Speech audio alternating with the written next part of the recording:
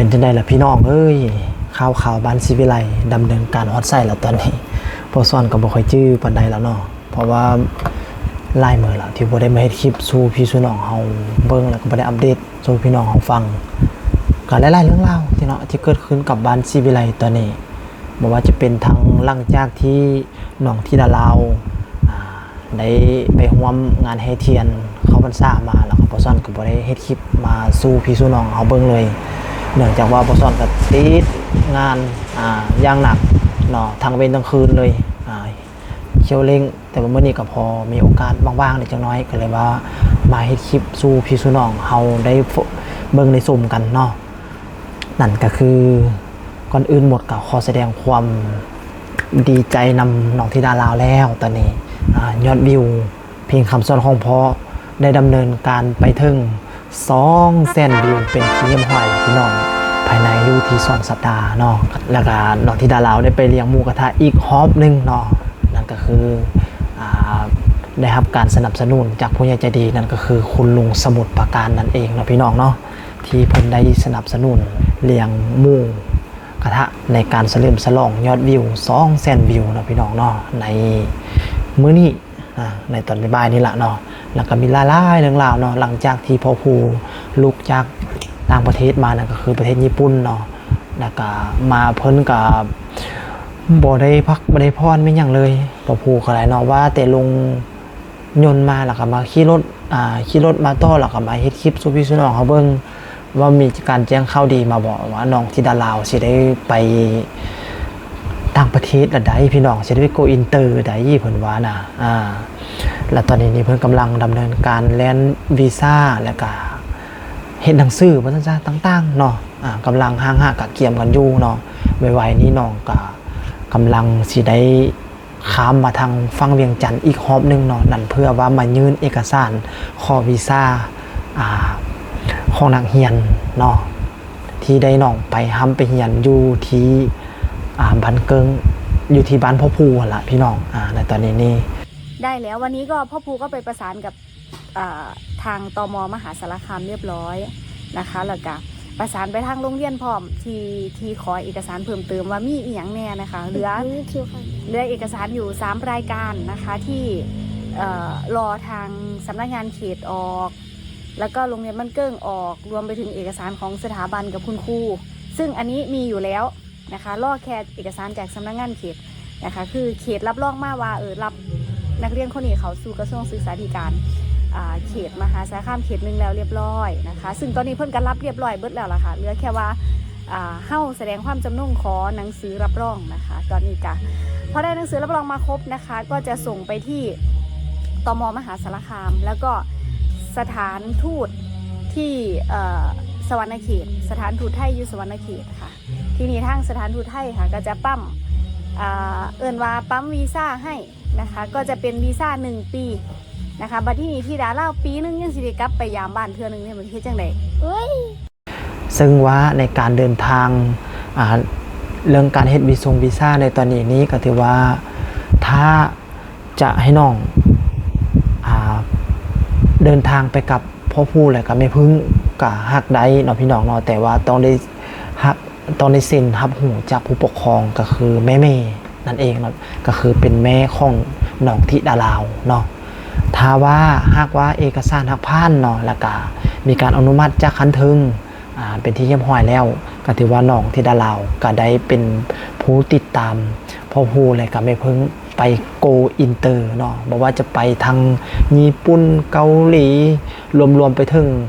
อเมริกาเนาะที่ทุกๆวันทุกที่สามารถไปได้เนาะภายในบัตรวีซ่าเนาะตอนนั้นและก็เมื่อคืนนี้พี่น้องเอ้ยคันผู้ใดบ่ได้เบิ่งไลฟ์สดเนาะลูกชายพ่อภูทายาทของพ่อภูพี่น้องห้องเพลงสู่พ่อภูฟังเป็นครั้งแรกเป็นจังไดพี่น้องม้วนตัวล่ะคักตัวล่ะแต่ว่าน้องมังกรนี่คือว่าเพิ่นเคยสิบ่แม่นสายหมอลำปานใดเนาะก็อาจจะมีคาดเคลื่อนผิดหวังเล็กจักน้อยสำหรับพ่อภูเนาะแต่ว่าน้องมังกรมักร้องเพลงเพื่อชีวิตเนาะฟังเพลงเพื่อชีวิตคือกับพ่อซ่อนเลยมักฟังเพลงเพื่อชีวิต คาดว่างานหน้าอาจจะได้ไปแจมกับน้องมังกรอยู่ได้พี่น้องคันว่าเพื่อชีวิตคือกันว่าสันสาเนาะสำหรับคาราโอเกะเพลงคำซ้อของพ่อเนาะพ่อภูเพิ่นได้ปล่อยออกไปแล้วตอนนี้นี่ถือว่าปล่อยลงซ่องได้บุเหล่าเพราะซ่อนกับไปซอกเบิ้งอยู่ได้เพราะว่าเพิ่นมีหลายๆซ่องจนไปคนละว่าบ้านอยู่ในซื้อซ่องว่าบ้านซีวิไลแต่ว่าทุกๆแพลตฟอร์มของพ่อภูแต่ว่าทุกๆซ่องของพ่อภูเนาะพอซ่อนไปเขาเบิ้งก็จะมีซาวดนตรีเพลงน้อแม่ส้มแน่แล้วก็มีซาวดนตรีเพลงระหว่าง6ก่อนลำของน้องธิดาลาวแน่เนาะอยู่ในนั้นแต่ว่าเรื่องคาราโอเกะพอซ่อนยังคอยทยอยกำลังเฮ็ดแล้วก็กำลังสร้างลงไปให้ทีละเล็กทีละหน่อยอยู่เด้อเนาะสำหรับแฟนเพลงของน้องธิดาลาวผู้ที่เพิ่นมักห้องมักลำเนาะเกี่ยวกับบทเพลงของบันซีวิไลมาซั่นซะเนาะคาราโอเกะพอซ่อนกำลังทยอยจัดให้อยู่ตอนนี้ทางญาติเวลามาเฮ็ดเวียกส่วนตัวของตัวเองได้แล้วก็ทางญาติเวลาไปให้กับบันซีวิไลได้เนาะตอนนี้นี่ก็อาจจะบ่ได้เต็มเม็ดเต็มหน่วยพอปานใดว่าซั่นซะแต่ว่าหักสิพยายามจัดให้เนาะแล้วก็เฮายังมาเว้ากันแล้วก็วกไปเวียนมาเนาะแล้วก็คือเรื่องที่น้องธิดาลาวสิได้ไปต่างประเทศนี่พี่น้องได้ทางด้านแม่พึ่งเลยกับน้องธิดาลาวเพิ่นก็ได้มาเฮ็ดคลิปต่อพี่น้องมาเฮ็ดคลิปมาสู้พี่สู้น้องเฮาเบิ่งในช่วงระยะนึงเนาะว่าน้องธิดาลาวสิได้ไปกินปลาทูน่าบ่หรือว่าสิได้ไปกินปลาโต้งปลาโต้งนั่นก็คืออยู่ทางฝั่งลาวเนาะนั่นก็คือเป็นปลาขึ้นห้วยนั่นแหละพี่น้องแต่ว่าหลังจากมันน้ำหลังจากฝ่าฝนชลทาเพิ่นตกลงมาแล้วบัดนี้ก็ถือว่าเป็นน้ำอ่างน้ำขังอยู่ตามห้วยตามห้องต่างๆแล้วก็จะมีปลาหันขึ้นมาสนมาอาศัยอยู่นำฟุ้มหญ้าฟุ้มหยังเนาะแล้วเฮาก็ใส่หิ้งใส่วิ่งใส่แห่ใส่มองไปว่านไปควงเอาว่าซั่นซะเนาะแต่ว่าค่ะวิธีนี้ก็ถือว่าเฮ็ดให้ปลาจะดับสูญพันธุ์ได้เนาะก็เอามาพออยู่พอกินได้เนาะพี่น้องเนาะสำหรับปลาโต้งนี่ก็คืออยู่บ้านน้องธิดาลาวคือจิปลาล่าอยู่ดอกพี่น้องเบิ่งทรงนี่เอาพี่น้องเบาๆไล่แยกกันห้างเนาะเพราะเฮามาเบิ่ง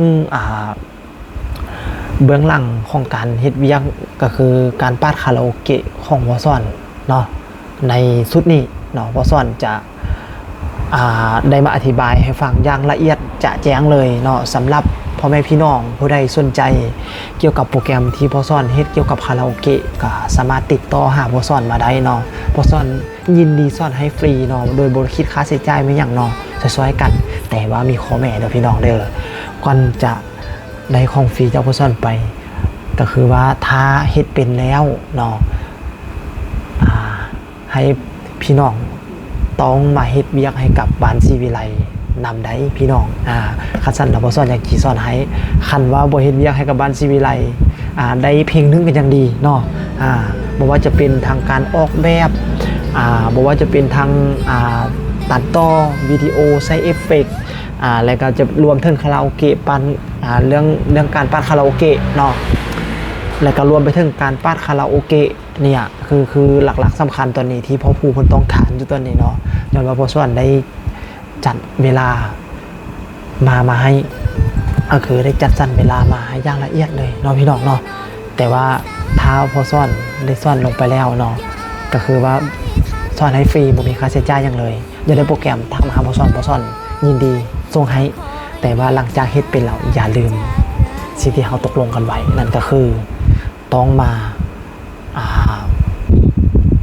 เฮ็ดงานให้1 งานกันอย่างดีเนาะพี่น้องเนาะเอาบ่ว่าอะไรจะกันห้างว่าไปเบิ่งกันเลย